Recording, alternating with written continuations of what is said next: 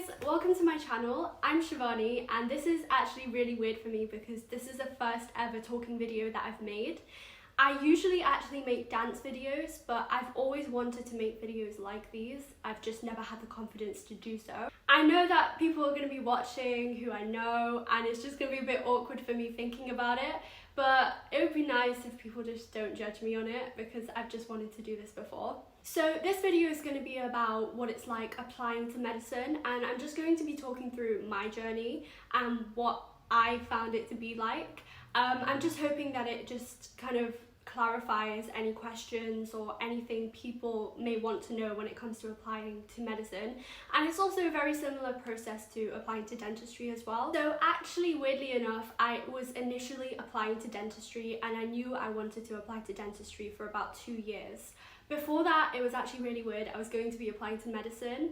I don't know what really happened. I think I kind of took advice from my family as well on this, and I did like almost 2 weeks of work experience in India, and I did like a week of work experience in the UK as well.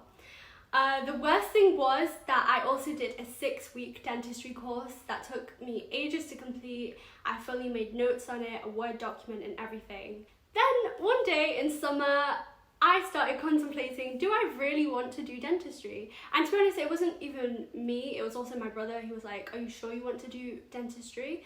And this was also during the time where I was preparing for my ucat, and it was very stressful. I'm not gonna lie, I had many big breakdowns over this. In the end, I did end up choosing medicine, and this is for several reasons, but I just kind of want to get through the process rather than the details. So luckily, I hadn't actually started writing my personal statement for dentistry as of yet, and I only had a brief plan. And to be honest, it was very similar because dentistry and medicine aren't actually that different when it comes to writing personal statements. They're both very caring professions. You kind of need hobbies in the background and work experience.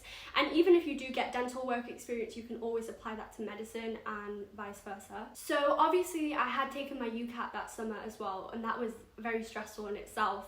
I didn't actually end up taking the BMAT, which I'm not sure if I regret or don't regret. I mean, obviously I have an offer now, and if I hadn't had an offer, I definitely would have regretted taking it.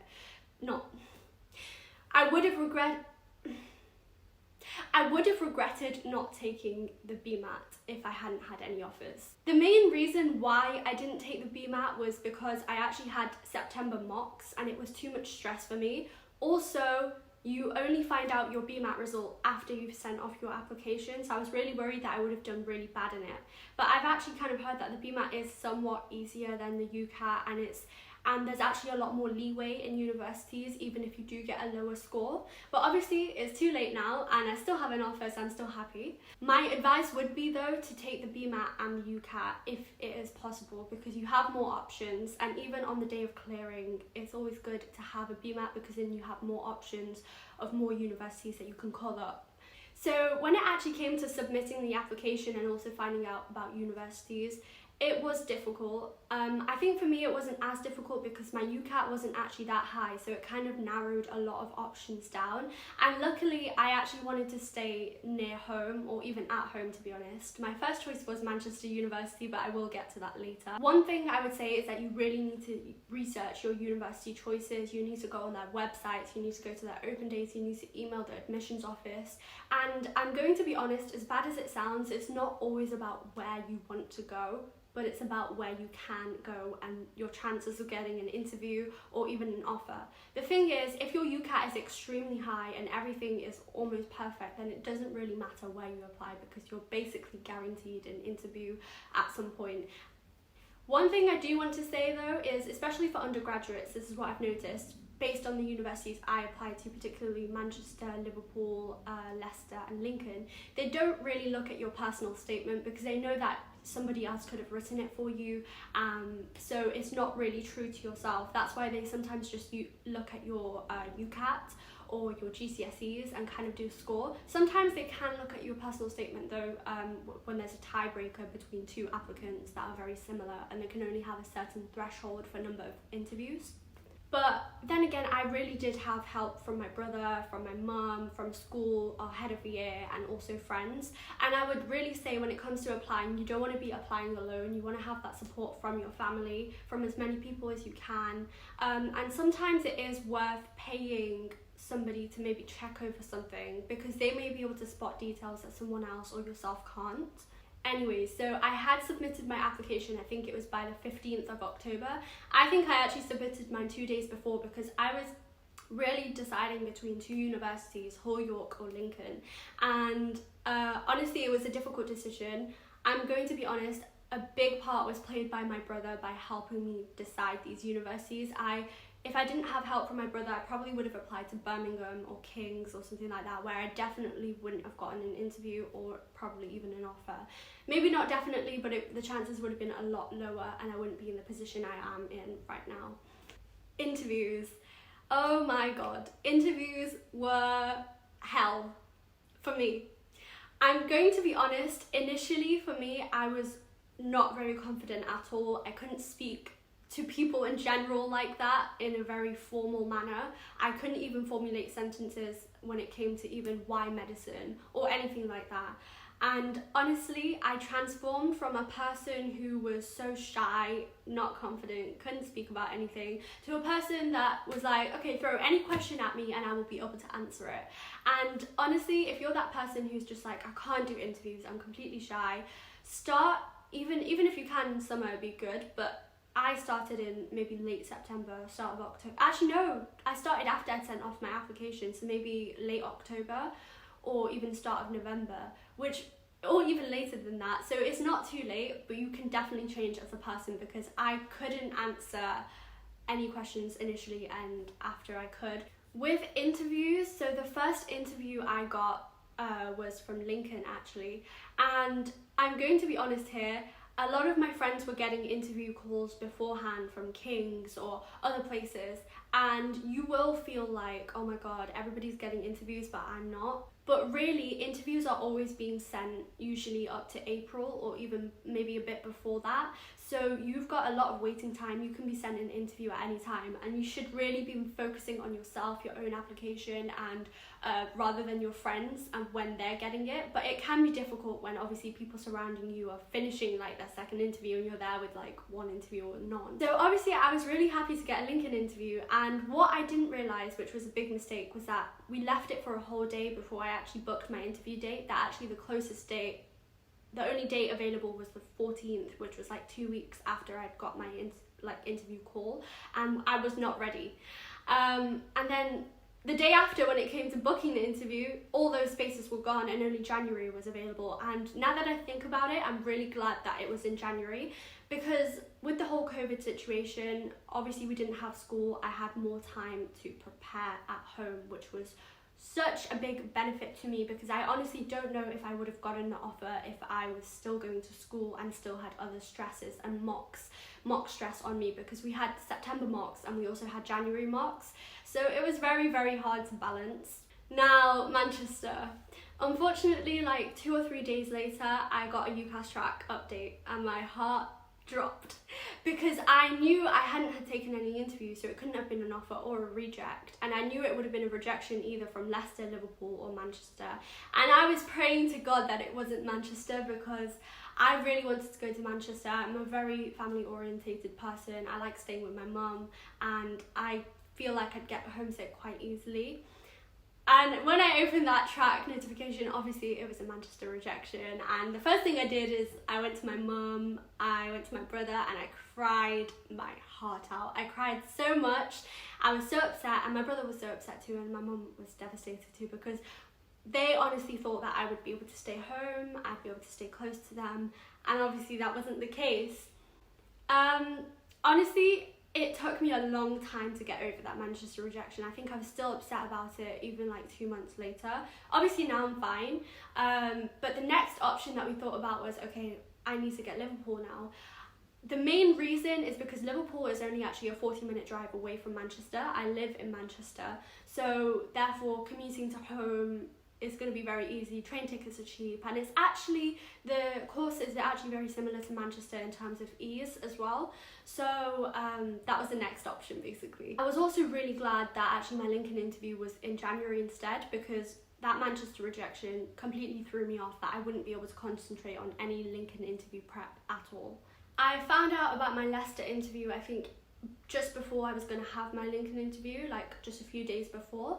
And I was really happy about that. Obviously I booked it. It was MMI. Liverpool and Lincoln were panel interviews. Well, Liverpool said semi-structured, not sure what that meant. I think it meant MMI style questions but panel interview, whereas Leicester was MMI. And I honestly thought MMI was going to be easier, but I will tell you when it comes to it. Anyways, now the interviews and how they went. Honestly, I thought that Lincoln interview went the worst because of the way the interviewers kind of came off as. And this is one thing I just want to say to you: if the interviewers seem really mean and they don't react, don't take it the wrong way, because they're probably most likely told to do that, or are purposely being like that to see how you react, see how your answers will be. And I genuinely went out the interview thinking that went absolutely terrible, and I probably got a rejection, and honestly I got an offer from them first. So I think I got my Lincoln offer because their deadline was 31st of March. I think I got it in February, after the first 2 batches or something. So I was really happy about that, and the main thing I wanted was just to even get a medicine offer, honestly, because I didn't want to go through the whole reapplication process. The ucat was horrible. Just going through all of that again would have been very traumatic, and I don't know how I would have survived a second time. Then the Liverpool interview. Now this is really weird. I thought the Liverpool interview went the best out of all of them, because I literally said everything I wanted to. I felt very smiley, felt very comfortable. The interviewers seemed very nice. Unfortunately, halfway through the interview, the interviews did happen to cut off, and I'm pretty sure that kind of impacted my answer a bit, but they didn't really consider that much. But either way, what happened was I got a deferred offer. Now the thing is, I was in school when I got this email, and it said I am sorry to, and I was just like, oh my god, I've got a rejection, I'm gonna cry, I don't know what to do, because I knew I had a Lincoln offer, but I was just like, I need to be near home. I then further read the email. I was still a bit upset, and you guys are probably gonna think, how ungrateful is she?